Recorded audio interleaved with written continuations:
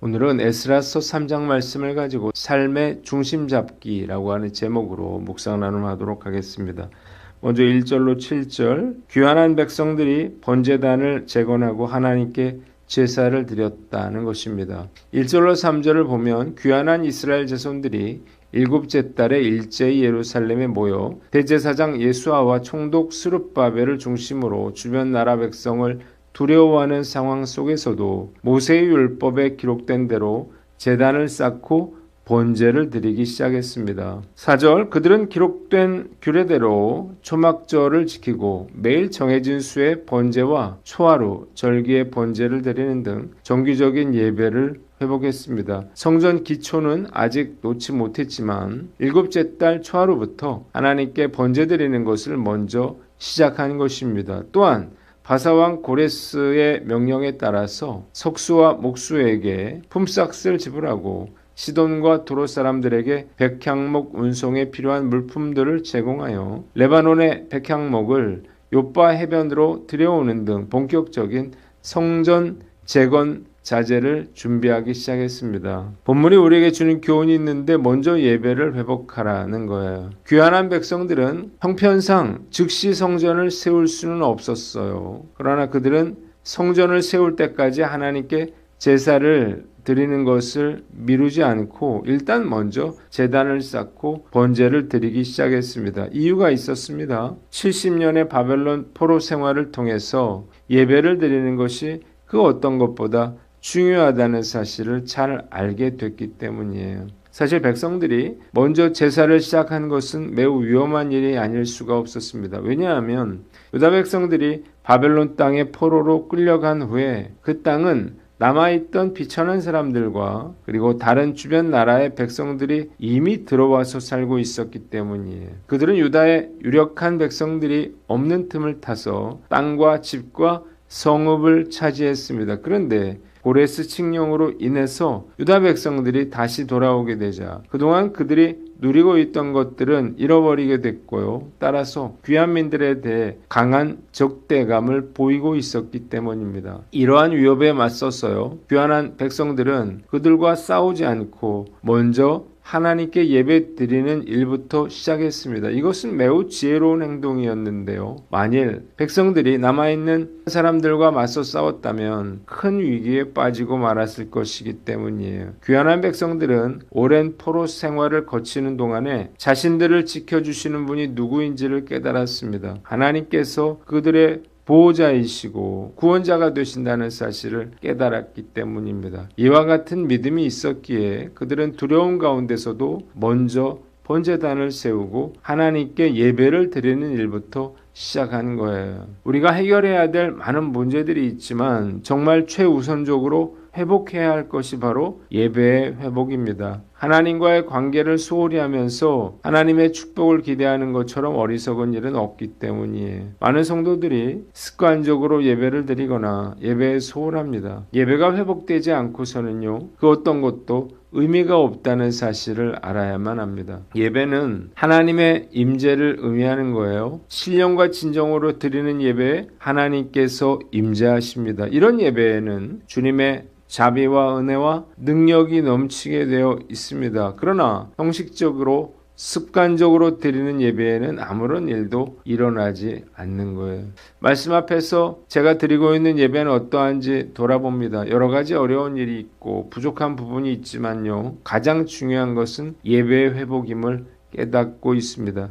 어떠한 형편에 처해 있든지 있는 자리에서 진심으로 기도하고 찬양하고 하나님께서 기뻐하시는 예배를 드리는 것이 모든 변화의 시작임을 알고 예배 회복을 최우선으로 삼고 나아가는 저와 여러분들 되시기를 주님의 이름으로 축원합니다. 두 번째는 8절로 13절 말씀인데요. 성전의 기초를 놓고 눈물로 하나님을 예배했다는 거예요. 귀환한 백성들이 이듬해 둘째 달부터 성전 재건 공사를 시작하여 마침내 성전의 기초를 놓았습니다. 성전의 기초가 놓이는 모습을 본 백성들은 감격하여 하나님을 찬양하며 감사의 찬송을 불렀습니다. 바벨론의 적막한 땅에서 노예살이할 때만 해도 이런 날이 오리라고는 꿈에도 생각하지 못했기 때문이에요. 성전의 기초가 놓여진 것을 보고 예전에 성전을 보지 못했던 젊은 사람들은 성전의 기초가 놓인 것만으로도 기쁨의 함성을 질렀습니다. 그러나 나이가 많아 예전에 솔로몬의 성전을 기억하고 있던 제사장들과 레위 사람들과 나이 많은 족장들은 이 성전을 보고 대성통곡을 했어요. 이유가 무엇인가요?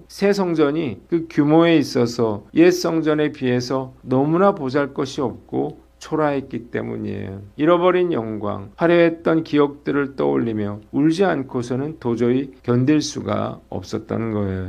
본문이 우리에게 주는 교훈이 있는데 첫째로 예배 드릴 수 있음에 감사하라는 거예요. 지난 70년 동안 바벨론에 끌려온 이들은 안식일이 되면 바벨론의 강변에 모여들어 시온을 기억하면서 울었습니다. 망해버린 나라를 생각하며 울고 죽은 식구들과 친구들을 생각하며 울고 무너져버린 성과 하나님의 성전을 생각하며 울었습니다. 이들에게는 무슨 말이 필요가 없었어요. 모여든 유대인들은 서로 얼싸안고 울고 또 울었습니다. 나라를 잃은 대가는 혹독했습니다. 육체의 자유를 잃었고 종교의 자유도 박탈당했습니다. 바벨론 사람들은 자기 땅에 왔으니 자기네가 믿는 신을 믿어야 한다고 강요했어요. 더욱 그들을 기막히게 하는 것은 바벨론 사람들이 여흥을 위해서 유대인들에게 시온에서 부르던 노래를 불러보라고 말한 것입니다.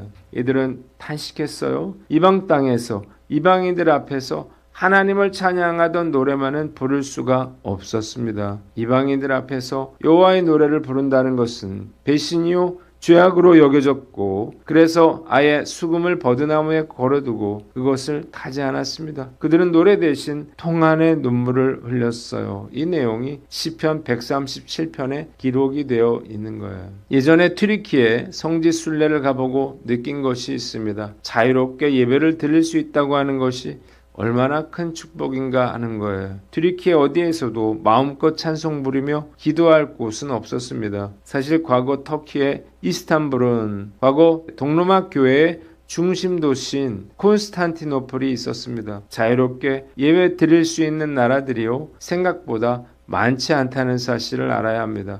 북한은 말할 것도 없고 중국도 자유롭지 못합니다. 중동이나 인도도 불가능해요. 우리는 자유롭게 예배드릴 수 있다고 하는 것이 당연한 것이 아니며 하나님께서 주신 가장 큰 축복 중에 하나라는 사실을 분명히 알아야만 합니다. 많은 성도들이 억지로 예배를 드려요. 억지로 찬송을 부릅니다. 형식적인 예배를 드립니다. 그래서 예배의 능력이 사라져가고 있어요. 만약 계속해서 이런 식으로 예배를 드린다면요. 우리도 유대인들처럼 예배의 자유를 빼앗길 수도 있습니다. 우리는 이 세상에서 가장 호전적인 나라들과 이웃하고 있습니다. 북한이 있고요. 중국과 러시아와 일본이 있습니다. 나라를 빼앗기면 자유를 빼앗기고 자유를 빼앗기면요 마음대로 예배 드릴 수 없을지도 모릅니다. 잘못하다가는요 제가 대성통곡하던 노인들처럼 되는 게 아닌가 하는 불안한 마음이 들기도 합니다. 왜 하나님께서 예루살렘 성전을 무너뜨리셨나요? 백성들이 형식적이고 습관적인 예배를 드렸기 때문이에요. 이사야서 1장 12절에 너희가 내 앞에 보이러 오니 이것을 누가 너희에게 요구하였느냐? 내 마당만 밟을 뿐이니라 말씀하셨습니다. 하나님께서는 습관적이고 형식적인 예배는 받지 않으십니다. 우리는 자주 내가 예배드렸다 이렇게 착각하는 경우가 있습니다. 그러나 하나님이 받으시지 않으면요 드리지 않은 것과 같은 거예요. 애통하는 마음과 통회자복하는 마음으로 신령과 진정으로 예배를 드려야만 합니다. 자유롭게 예배 드릴 수 있다고 하는 것이 당연한 일이 아님을 알고 늘 감사한 마음으로 예배를 드리는 저와 여러분들 되시기를 바랍니다. 마지막으로 간절함으로 기쁨과 감사의 예배를 드려라는 것입니다. 이날 이스라엘 백성들이 드린 예배는 간절함과 감사가 넘치는 예배였습니다. 바벨론 강가에서 그토록 부르고 싶었던 찬양이니 얼마나 목 놓아 불렀을까요? 이제 그들은 자유인이고 마음껏 하나님께 예배드릴 수 있고 하나님을 찬양할 수 있게 됐습니다. 뿐만 아니라 그들은 무려 1400km의 거리를 목숨을 걸고 바벨론으로부터 예루살렘까지 걸어온 사람들이에요. 그래서 그들의 예배에 뜨거운 감격과 기쁨이 있었던 것입니다. 사방으로 우겨싸움을 당하고 더 이상 나아갈 길을 잃었을 때 비로소 사람은 진실한 예배를 드리게 되는 것입니다. 물론 그전에도 교회 다니고 하나님도 믿었죠. 그러나 암에 걸려서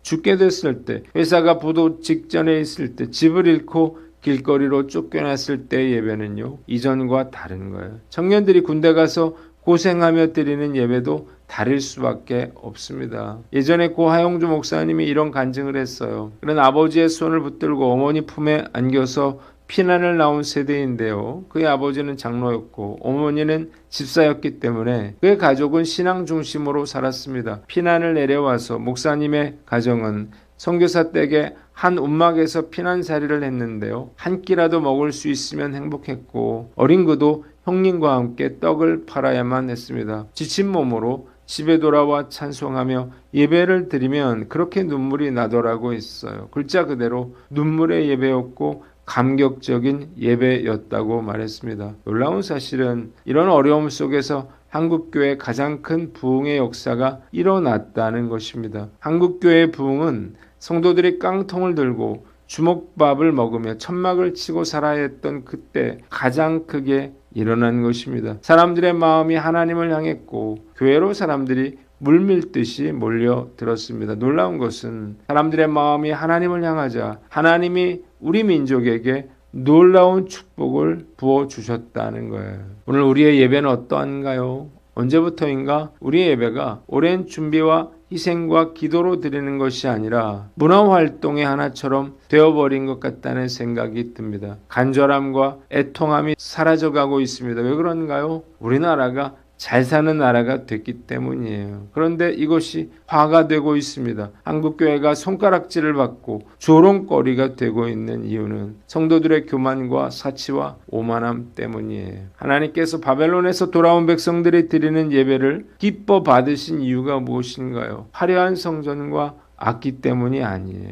그들 마음 가운데 예배를 사모하는, 하나님을 사모하는 간절한 마음이 있었기 때문이에요. 우리 교회 예배에 이런 간절함과 사모함이 있기를 간절히 소망합니다. 왜 그런가요? 간절함과 사모함이 있는 곳에 하나님께서 임재하시기 때문이에요. 간절함과 사모함이 없이는요, 주님을 모실 수가 없습니다. 왜 솔로몬 성전이 무너졌나요? 그들의 제사가 습관적이고 형식적인 제사로 변질되었기 때문이에요. 우리의 예배가 어쩔 수 없이 드려지는 습관적이고 형식적인 예배가 된다면 하나님의 영광이 떠나게 되고 결국 교회는 문을 닫고 언젠가는 예배 드리는 것마저 금지되는 상황에 처하게 될지도 모릅니다. 그 어떤 것보다 우리 교회가 간절함으로 예배를 소망함으로 하나님이 기뻐하시는 교회가 되기를 간절히 기도합니다. 기도하겠습니다. 하나님 아버지, 우리가 예배를 회복하게 하시고 예배 드릴 수 있음에 감사하며 간절한 마음으로 예배 드리게 하여